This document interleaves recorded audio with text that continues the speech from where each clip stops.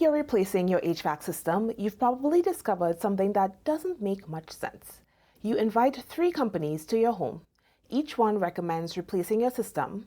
Then the estimates arrive, and prices are nowhere near each other. One might be around $11,000, another is almost $19,000, and a third could be well over $25,000. And at first glance, it feels like you're comparing the same project with 3 different price tags. In reality, you may be comparing 3 completely different solutions. In this video, I'll show you how to compare HVAC installation quotes so you can understand what each proposal is actually recommending before you decide which one is the best fit for your home. Hi, I'm Dr. Toya, co-owner of the General Heating and Air. On this channel, we answer questions homeowners ask before making important decisions about their home's comfort, indoor air quality, and HVAC system. And if you're gathering estimates for a new system, this video will give you a framework you can use to compare those proposals with confidence. And it's part of a series, so make sure you subscribe to the channel so you catch the other videos. Now let's start with the first thing that you should look at. Before you compare 2 prices, answer one very important question. Are these proposals even describing the same project? It's natural to look at the total price first. That's the number that stands out on every proposal. But the total only tells you how much the project costs. It doesn't tell you what the project includes. One proposal may recommend only replacing the indoor and outdoor equipment. Another may include ductwork modifications. Another may include electrical upgrades, permits, a new drain pan, or improvements to airflow. Each proposal could be solving a different set of problems. That's why the first comparison should be everything that went into the number that's on the bottom of the page. Once you understand what's included, the price starts to make much more sense. In this video, we'll compare the equipment being recommended. 2 proposals can recommend a 4-ton system and still be recommending 2 very different solutions. When you look at the equipment section of each proposal, start with the basics. Are they recommending a gas furnace with an air conditioner? Are they recommending a heat pump? Or is it a dual fuel system? Then look at the efficiency ratings. You may see terms like a SEER2 or an EER2. Those ratings describe how efficiently the equipment operates. You also want to see whether each proposal is recommending a similar level of equipment. Some systems operate at a single speed, others have 2 stages, and variable speed systems can adjust their output across a wide range, helping maintain more consistent temperatures and humidity. Each option has advantages, and I have a full video on the differences that you can look at, and we'll link it below. The right choice depends on your home, your comfort goals, and your budget. The important thing to understand is whether you're comparing similar systems or completely different categories of equipment. If one proposal recommends a basic single-stage system and another recommends a variable speed system, those prices shouldn't be expected to match. That's why understanding the recommendation comes before evaluating the cost. Now, the equipment recommendation is only as good as the information it was based on. The proposal tells you what equipment is being recommended. The next question is, how was that recommendation even made in the first place?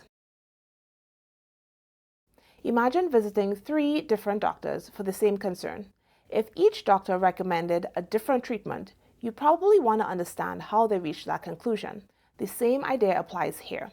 An HVAC proposal isn't just a list of equipment. It's the result of an evaluation. The quality of that evaluation has a direct impact on whether the recommended system is a good fit for your home. So when you're comparing proposals, take a moment to think back to each appointment. What did the visit actually look like? Did they ask questions about the rooms that are difficult to keep comfortable?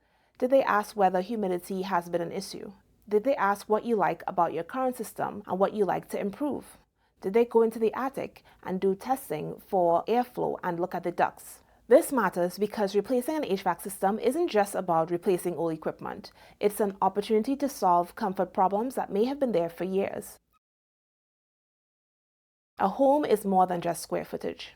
It's important to note that 2 homes can be the same size and need 2 different HVAC systems. That's because heating and cooling needs are influenced by much more than square footage. The number and size of windows, how well the home is insulated, the direction the house faces, ceiling height, sun exposure, even renovations that have been completed over the years, and a large tree in the front yard that was recently cut down. All of those things affect how much heating and cooling a home actually needs. That's why you may hear the term a manual J. A manual J is a calculation that estimates how much heating and cooling your home requires. It considers many of the characteristics that make one home different from another. Whether or not the company uses the manual J calculation helps explain why different companies sometimes recommend different sizes of equipment. The recommendation should fit the home, not simply match the size of the system that's already there. The HVAC equipment is only one part of the system.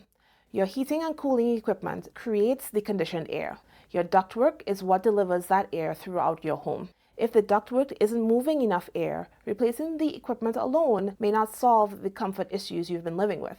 That's why it's helpful to see whether the proposal includes any discussion about the duct system. Were there any airflow concerns that were identified? Were any improvements recommended? Does the proposal explain whether the existing ductwork will continue to be used as is? Now, not every home needs duct modifications, but it's worth understanding whether your duct system was considered as a part of the recommendation. Think of your HVAC system as a team. The equipment and ductwork work together, so it's important to look at both of them when considering replacing your system. By this point, you are probably ready to compare the proposals themselves. Now go back to the estimates sitting on your table. Instead of looking only at the price, compare the recommendations. Are they recommending similar equipment? Did they explain why that equipment was chosen? Did each proposal address the comfort concerns you discussed during the visit?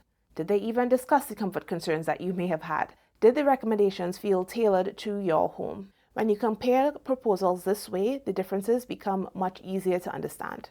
Sometimes you'll find that two companies are recommending very similar solutions. Other times you realize that they're solving for two completely different problems. Either way, you'll be making your decision with a much clearer understanding of what each proposal is actually offering. If you've received several estimates and you're still wondering why one company is recommending one system and somebody else is recommending something completely different, that is a good time to ask for clarification. This is a significant investment in your home, and it's reasonable to expect that you understand what you're purchasing before you make a decision. So let's summarize what we've covered. Start by looking beyond the total price. Compare the equipment that's being recommended. Understand whether the systems you're comparing are actually similar. Think back to the appointment itself. Was your home adequately evaluated and were your concerns addressed? Was the recommendation based on your home or simply matching the equipment that was already there? When you compare estimates this way, you're making a decision based on the complete picture rather than a single number on the bottom of the page. Now, a proposal can recommend excellent equipment and still leave important questions unanswered. Everything we talked about today helps you understand what is being recommended equipment-wise. In the next video, we'll walk through what an actual HVAC installation typically includes, how to understand the scope of work, and why those details are an important part of comparing one proposal to another. If you're collecting estimates right now, we've created a complimentary HVAC quote comparison worksheet to help you organize everything we've discussed in this video and everything that will come in the other videos in this series. Instead of flipping back and forth between multiple proposals, you can compare them side by side using the same criteria. You'll find the link in the description below. And if you found this video helpful, make sure you subscribe so that you can get more videos like this and you can see the other videos in this series about how to compare quotes. Thank you for watching, and I'll see you in the next video.